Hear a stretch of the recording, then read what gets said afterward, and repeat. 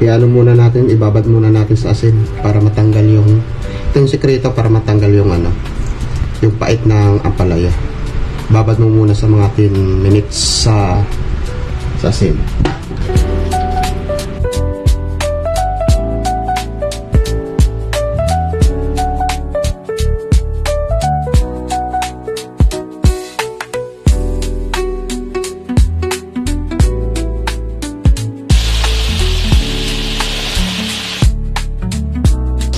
Pag ganito guys, pwede na to.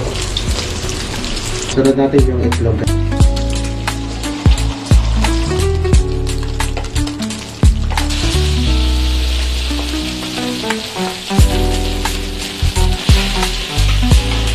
Guys, nasa inyo po yan kung gusto nyo pa pipigaan, pero sa akin kasi babad lang sa goods na ako.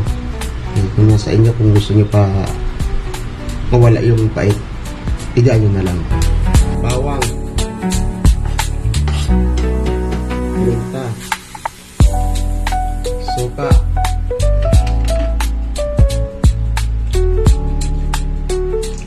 guys, sa inyo kung pwede dito asukal.